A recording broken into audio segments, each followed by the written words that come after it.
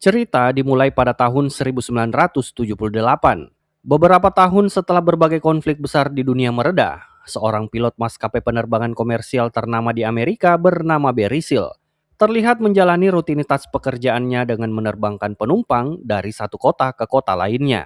Di saat banyak orang menganggap profesi pilot sebagai pekerjaan yang membanggakan, Barry justru merasa jenuh dengan kehidupan yang dijalaninya.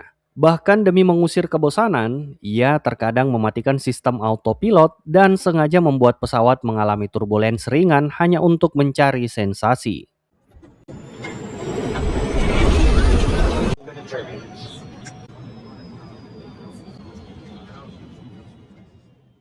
Suatu malam ketika menghadiri pesta yang diadakan oleh maskapainya, Barry tiba-tiba didatangi seorang pria misterius bernama Monty Schaefer. Anehnya pria itu justru mengetahui banyak hal tentang dirinya, mulai dari prestasinya sebagai pilot muda berbakat, hingga kebiasaannya menyelundupkan beberapa kotak cerutu demi mendapatkan penghasilan tambahan. Barulah terungkap kalau Schaefer ternyata bukanlah orang sembarangan, melainkan seorang agen CIA yang ahli menyamar. Ia mengatakan bahwa kemampuan Barry sangat dibutuhkan pemerintah Amerika saat ini. Untuk meyakinkannya, Schaefer langsung memperlihatkan sebuah pesawat khusus yang telah dimodifikasi dan dilengkapi kamera pengintai canggih di bagian bawahnya. Saat diminta menerbangkan pesawat tersebut, Barry langsung merasakan kembali tantangan yang selama ini hilang dari hidupnya.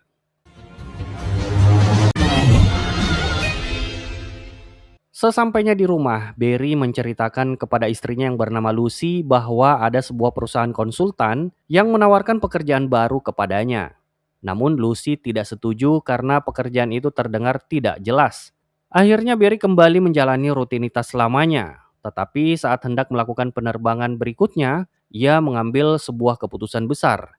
Ia mengundurkan diri dari maskapai penerbangan dan memilih bekerja untuk CIA meskipun keputusan tersebut ia rahasiakan dari istrinya. Namun yang jadi pertanyaan, sepenting apakah tugas dari CIA tersebut? Jadi, pada masa itu perang dingin antara Amerika Serikat dan Uni Soviet masih berlangsung. Situasi politik di kawasan Amerika Tengah pun semakin memanas setelah kelompok Sandinista berhasil mengambil alih kekuasaan di Nicaragua dan membentuk pemerintahan yang memiliki hubungan dekat dengan Kuba serta Uni Soviet. Perkembangan tersebut membuat Amerika Serikat khawatir pengaruh komunisme akan semakin meluas di wilayah tersebut. Untuk memantau pergerakan kelompok-kelompok yang dianggap mengancam kepentingannya, CIA membutuhkan foto-foto intelijen dari berbagai daerah konflik. Namun, misi tersebut sangat berbahaya, sehingga hampir tidak ada pilot yang berani melaksanakannya. Karena itulah, Barry dipilih untuk menerbangkan pesawat pengintai ke wilayah-wilayah rawan guna memotret markas, jalur logistik, dan aktivitas para pemberontak dari udara.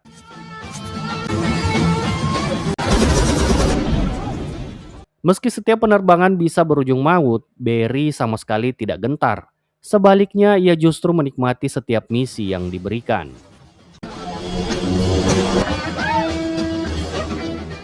Kemampuan Barry ternyata benar-benar menjadi aset berharga bagi CIA. Berkali-kali ia berhasil menembus wilayah berbahaya dan membawa pulang foto-foto intelijen yang sebelumnya mustahil didapatkan. Hasil kerjanya membuat Monty Schaefer dan para petinggi CIA sangat puas. Mereka akhirnya memiliki gambaran yang lebih jelas mengenai aktivitas kelompok-kelompok yang menjadi target pengawasan Amerika. Namun ada satu hal yang mulai mengganggu pikiran Barry. Meski terus menerima misi berisiko tinggi, kondisi keuangannya tidak banyak berubah. Sementara itu kebutuhan keluarganya semakin besar karena kini ia harus menghidupi istri dan kedua anaknya.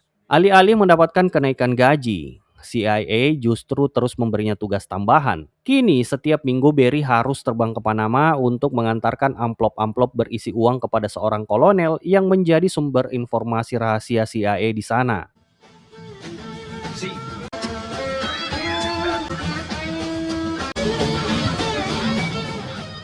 Waktu pun tanpa terasa dan ternyata sudah 2 tahun berlalu sejak Barry bergabung dengan CIA. Suatu hari ketika sedang melakukan pengisian bahan bakar di Kolombia, hidupnya kembali berubah arah. Saat berada di bandar kecil tersebut, Barry didatangi oleh beberapa pria bersenjata.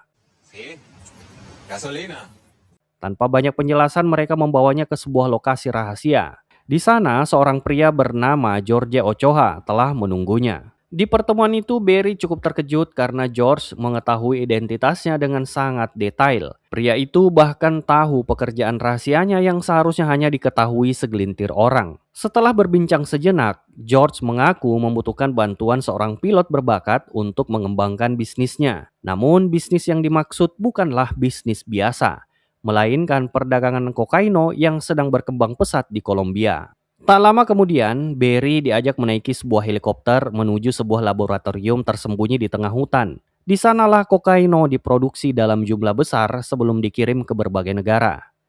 Melihat kemampuan Barry, George langsung menawarkan kerjasama dengan bayaran yang sangat menggiurkan, yaitu $2.000 untuk setiap kilogram kokaino yang berhasil dibawanya ke Amerika. Selain itu, dalam menjalankan bisnisnya, George dibantu oleh dua rekan mitra bisnisnya yang bernama Carlos dan Pablo Escobar.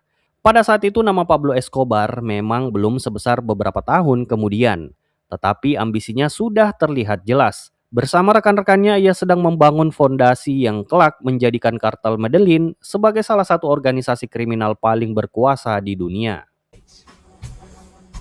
Inti dari dipanggilnya Barry oleh George sebenarnya berkaitan dengan masalah transportasi. Selama ini mereka telah berulang kali mencoba mengirim kokaino menggunakan pesawat, tetapi hampir semua pilot gagal.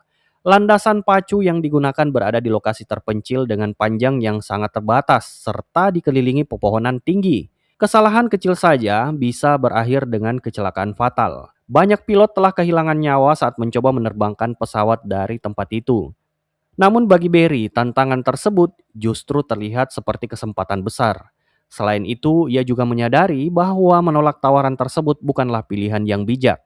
Pablo Escobar bahkan secara terang-terangan mengancam akan menghabisinya jika ia mencoba menolak kerjasama tersebut. Pada akhirnya Barry menerima tawaran itu, tetapi ia memiliki rencana sendiri. Menurutnya mendaratkan pesawat di lokasi yang diinginkan para bandar narkoboy hanya akan memperbesar risiko tertangkap. Tapi sebagai gantinya ia mengusulkan opsi yang jauh lebih aman, di mana pesawat akan terbang rendah di atas wilayah tujuan, lalu paket-paket kokaino dijatuhkan dari udara melalui lubang khusus yang dimodifikasi pada badan pesawat.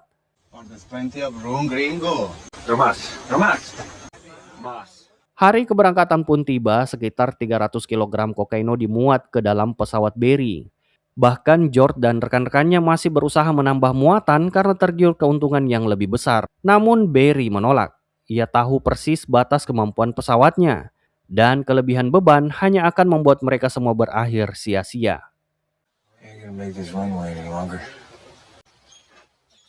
Ketika pesawat mulai bergerak menuju ujung landasan, suasana mendadak tegang. Para anggota kartel bahkan memasang taruhan mengenai nasib Barry. Sebagian yakin ia akan berhasil, sementara yang lain mengira ia akan bernasib sama seperti pilot-pilot sebelumnya yang telah tewas. Namun pengalaman Barry berbicara lebih banyak daripada keraguan mereka. Dengan perhitungan yang nyaris sempurna, ia berhasil menerbangkan pesawat keluar dari landasan berbahaya itu dan melanjutkan perjalanan menuju Amerika.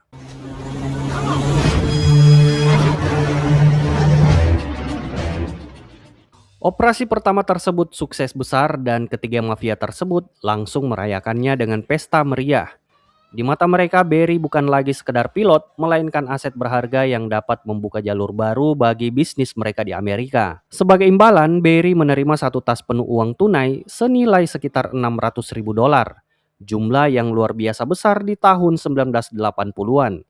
Terlebih karena uang tersebut diperoleh hanya dari satu kali penerbangan. Sayangnya keberhasilan itu tidak bertahan lama. Di tengah pesta kemenangan, aparat keamanan tiba-tiba melancarkan penggerebekan besar-besaran ke lokasi tersebut.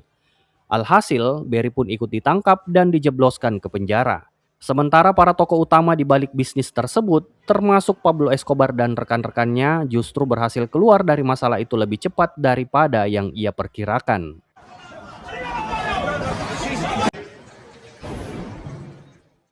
Tak lama setelah insiden penangkapannya di Kolombia, Barry kembali didatangi oleh Schaeffer.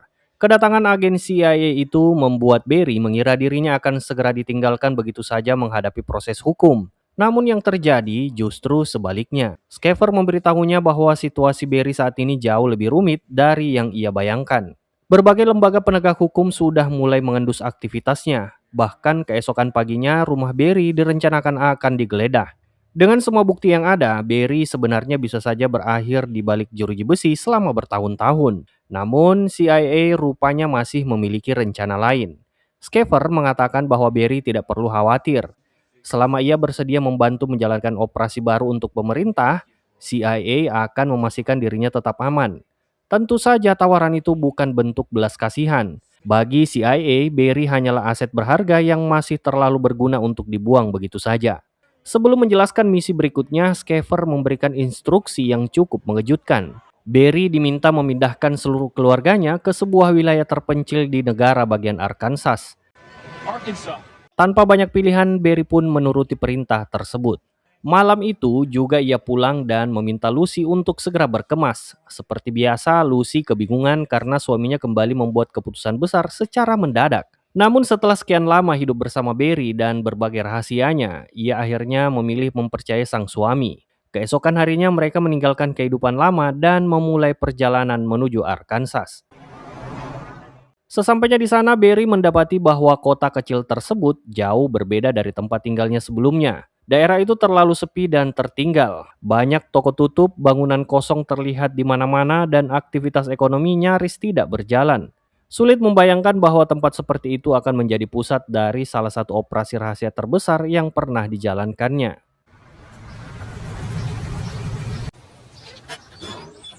Setelah memastikan Lucy dan anak-anaknya menempati rumah baru mereka, Berry kembali dipanggil oleh Schaefer. Kali ini ia dibawa ke sebuah area yang berada cukup jauh dari pusat kota. Di hadapannya berdiri sebuah hanggar pesawat berukuran besar lengkap dengan landasan pribadi yang membentang di tengah lahan luas. Berry sempat mengira tempat itu milik pemerintah atau CIA.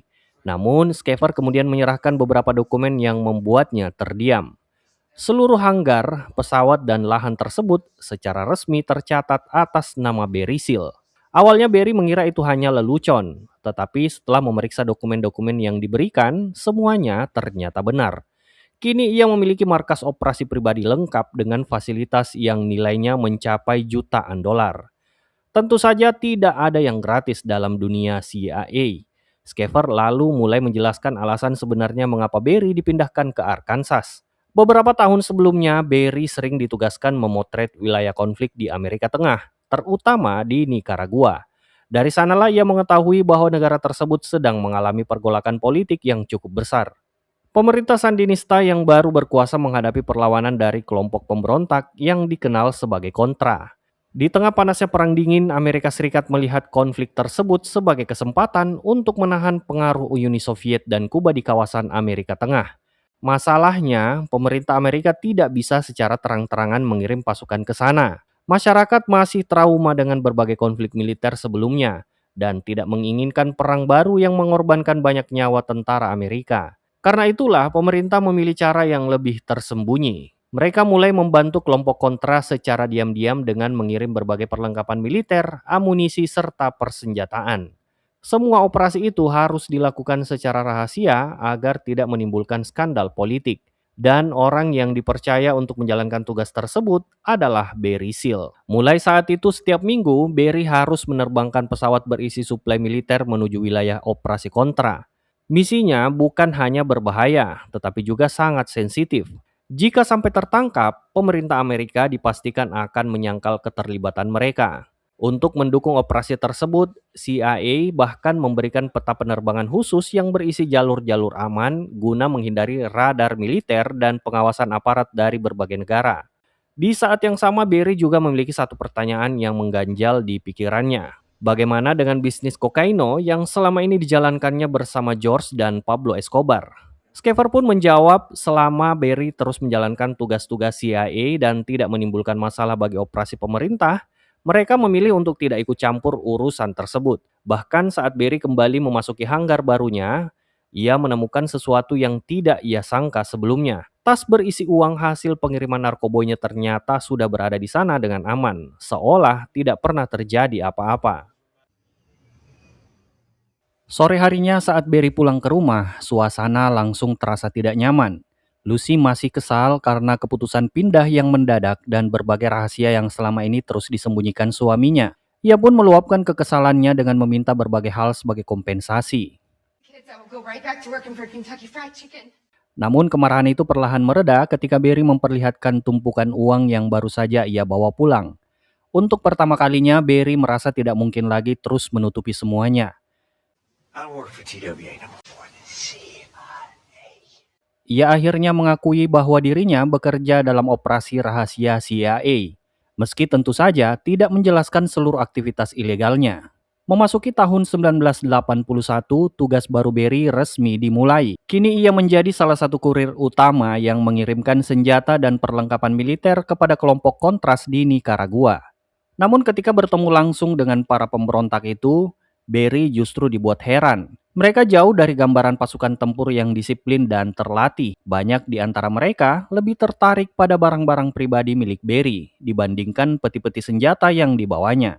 Beberapa kali ia bahkan harus membawa miras, rokok hingga majalah dewasa agar para anggota Kontras tidak mengacak-acak barang miliknya.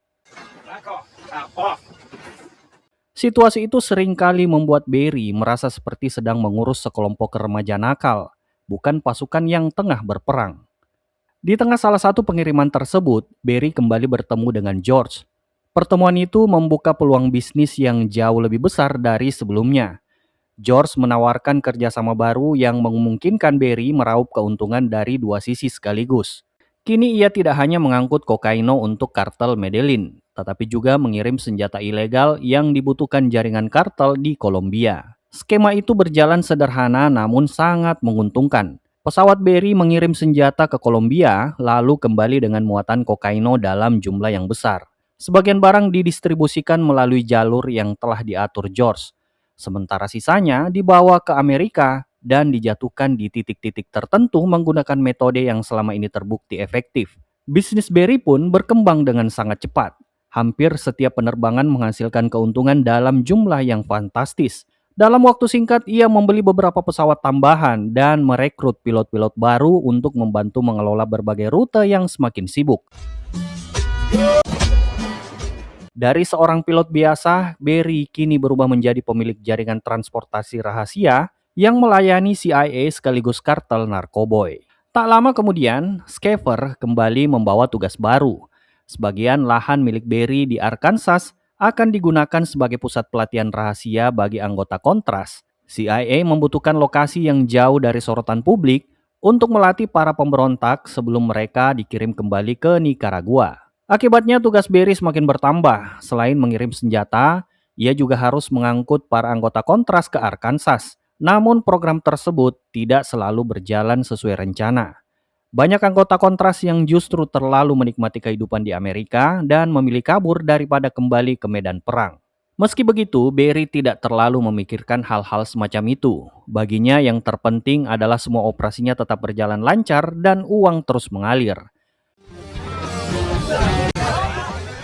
Hanya dalam waktu sekitar 1 tahun, kekayaan Barry meningkat hingga ke tingkat yang sulit dipercaya. Setiap kali pergi ke bank, ia bisa membawa 2 koper besar berisi uang tunai. Bahkan itu hanyalah sebagian kecil dari penghasilannya. Untuk menyamarkan asal-usul kekayaannya, Barry mulai membuka berbagai bisnis ilegal, seperti pom bensin, tempat pencucian mobil, hingga beberapa usaha lokal lainnya. Meski sudah membeli banyak aset, uang Barry tetap tidak habis-habis. Sebagian ia simpan di bank luar negeri, sebagian dikubur di sekitar rumahnya, dan sebagian lagi disembunyikan di berbagai sudut propertinya. Bahkan kandang kudanya dipenuhi tumpukan uang yang diselipkan di antara jerami. Di saat yang sama, hubungan Barry dengan para petinggi kartel juga semakin dekat.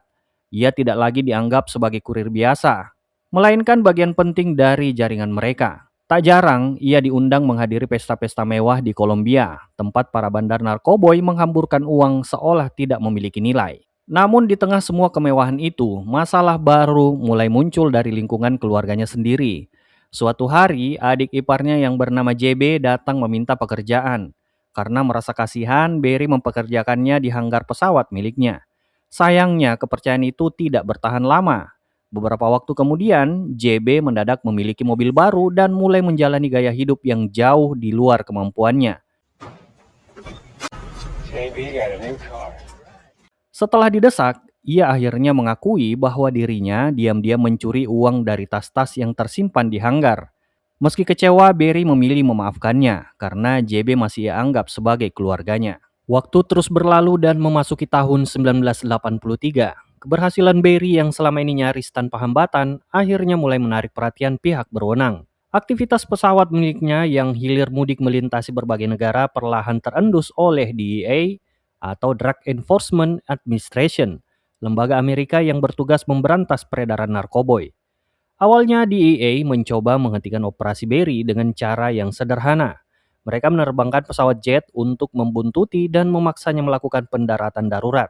Namun Berry bukan pilot biasa. Ia segera menyadari bahwa pesawat kecil miliknya justru memiliki keunggulan yang tidak dimiliki pesawat jet tersebut. Berry sengaja menerbangkan pesawatnya serendah dan selambat mungkin. Cara itu membuat konsumsi bahan bakarnya jauh lebih hemat dibanding pesawat jet DEA yang harus terus berputar-putar di udara. Berjam-jam pengejaran berlangsung hingga akhirnya para agen DEA terpaksa menghentikan operasi karena bahan bakar mereka hampir habis. Namun tentu saja DEA tidak menyerah begitu saja. Beberapa waktu kemudian mereka mengubah strategi dan menggunakan pesawat yang lebih kecil agar mampu mengikuti manuver Berry. Kali ini situasinya jauh lebih berbahaya. Menyadari dirinya hampir tertangkap, Berry melakukan aksi nekat yang hanya bisa dilakukan oleh pilot sekelas dirinya. Ia mendaratkan pesawat di tengah jalan raya dan melarikan diri sebelum aparat sempat mengepungnya.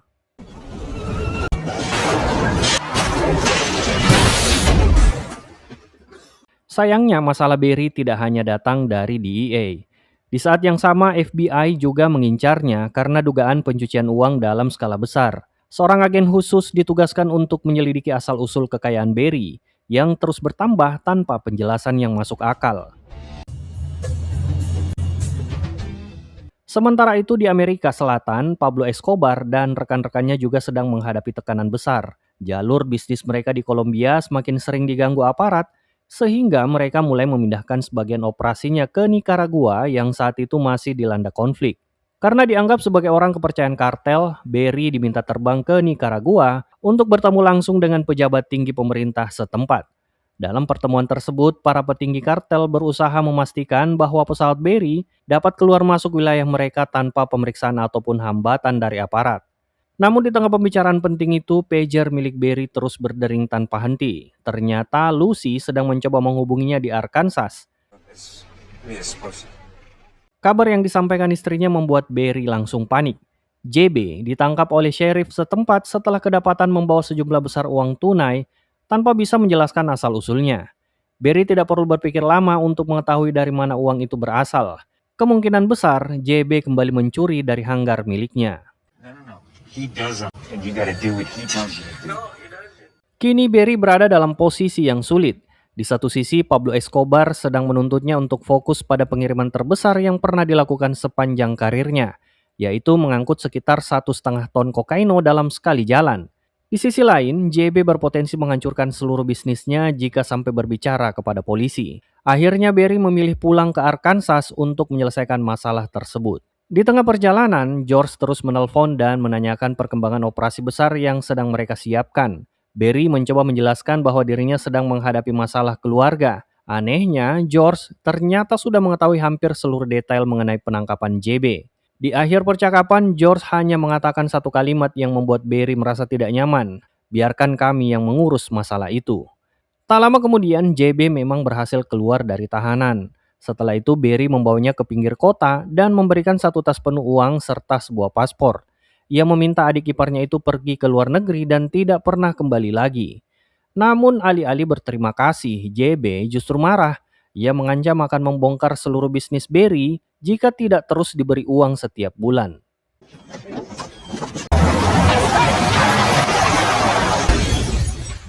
Tidak lama setelah kejadian tersebut, JB ditemukan tewas secara misterius. Tak pernah ada kepastian mengenai siapa pelakunya. Namun, Berry memiliki firasat kuat bahwa kematian itu berkaitan dengan orang-orang George Ochoa yang ingin memastikan tidak ada ancaman terhadap operasi mereka. Di saat yang hampir bersamaan, nasib Berry semakin memburuk. Program rahasia CIA untuk membantu kelompok kontras mulai dianggap gagal. Setelah menghabiskan begitu banyak uang, senjata, dan sumber daya, hasil yang diperoleh tidak sesuai harapan pemerintah Amerika. Akibatnya, kamp pelatihan di lahan milik Berry ditutup. Seluruh dokumen dan bukti yang berkaitan dengan operasi tersebut dimusnahkan. Yang lebih buruk lagi, CIA perlahan mulai melepaskan diri dari Berry seolah-olah mereka tidak pernah bekerja sama sebelumnya. Berry langsung menyadari bahaya yang sedang mengancamnya. Tanpa perlindungan CIA, dirinya hanya tinggal seorang penyelundup narkoboy yang menjadi target berbagai lembaga penegak hukum. Ia pun berusaha membersihkan seluruh barang bukti yang ada di hanggar, namun semuanya sudah terlambat. Suatu malam, puluhan aparat dari berbagai lembaga federal mendatangi propertinya secara bersamaan. FBI, DEI, Bea Cukai, dan berbagai instansi lain melakukan penggerebekan besar-besaran.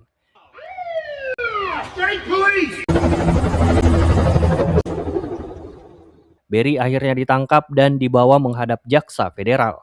Saat itulah, semua orang menyadari betapa panjang daftar kejahatan yang dimiliki Berry, mulai dari penyelundupan narkoboy, pencucian uang, perdagangan senjata ilegal, hingga berbagai pelanggaran federal lainnya. Dalam keputusasaan, Berry mencoba menghubungi Schaefer, namun nomor yang selama ini bisa dihubunginya tiba-tiba tidak aktif. Untuk pertama kalinya, Berry merasa benar-benar sendirian. Namun, sesuatu yang aneh kemudian terjadi. Ketika proses hukum sedang berlangsung, sang jaksa mendadak menerima telepon penting. Setelah percakapan singkat itu berakhir, suasana ruangan langsung berubah. Tak lama kemudian, Berry justru diperintahkan untuk pergi. Ya, ia bebas.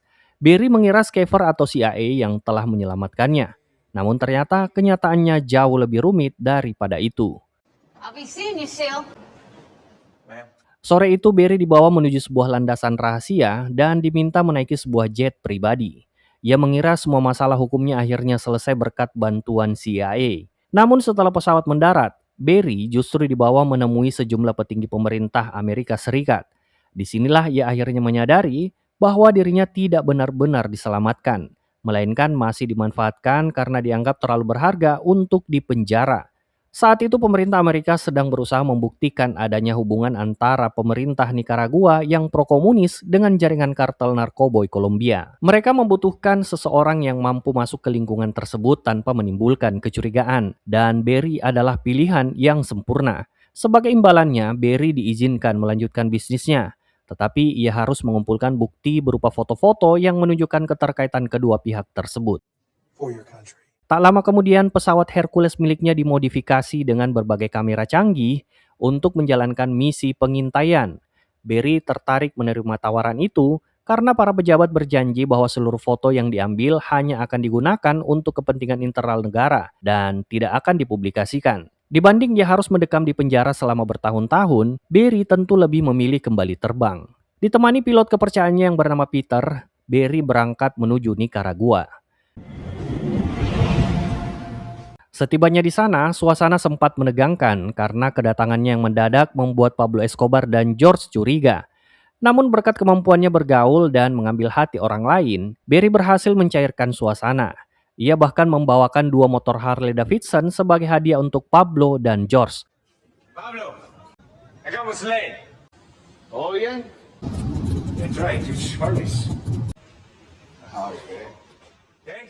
Strategi itu berhasil. Tanpa disadari para bos kartel, Berry mampu mengarahkan mereka ke area yang dapat dipotret kameranya. Bahkan beberapa pejabat tinggi Nicaragua, termasuk Menteri Dalam Negeri, ikut terekam dalam foto-foto tersebut. Misi itu berjalan sukses, tetapi masalah baru muncul beberapa waktu kemudian. Presiden Amerika Serikat menggelar konferensi pers dan mempublikasikan bukti yang menghubungkan pemerintah Nicaragua dengan kartel narkoboy. Yang membuat Berry marah, foto-foto hasil operasinya ikut disebarluaskan ke publik. Para pejabat yang sebelumnya berjanji menjaga kerahasiaan operasi ternyata mengingkari ucapan mereka. Sejak saat itu, Berry sadar bahwa dirinya telah berubah menjadi target utama Pablo Escobar dan rekan-rekannya. Di mata kartel, ia bukan lagi sekutu, melainkan pengkhianat yang membantu pemerintah Amerika. Di sisi lain, FBI mulai menyita hampir seluruh aset miliknya karena sebagian besar kekayaannya berasal dari aktivitas ilegal.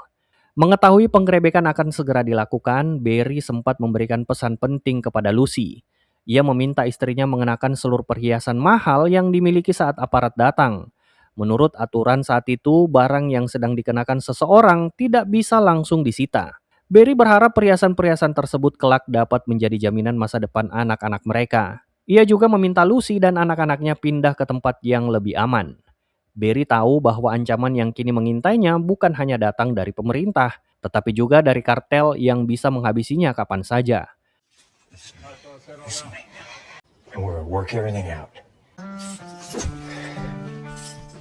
Tak lama kemudian persidangan pun dimulai. Dengan daftar kejahatan yang sangat panjang, Barry sebenarnya sudah pasrah jika harus menghabiskan sisa hidupnya di penjara.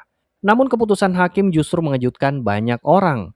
Barry hanya dijatuhi hukum wajib lapor dan 1.000 jam kerja sosial tanpa harus mendekam di balik jeruji besi. I will hold you in contempt. Exhibit D. Meski terdengar ringan, hukuman itu justru menjadi mimpi buruk baginya. Setiap hari, Barry harus melapor ke kantor polisi pada waktu yang sama. Rutinitas tersebut membuat keberadaannya mudah diprediksi oleh siapapun yang ingin mencelakainya. Karena itulah ia mulai berpindah-pindah hotel hampir setiap malam demi menghindari pembunuhan bayaran yang mungkin sedang mencarinya.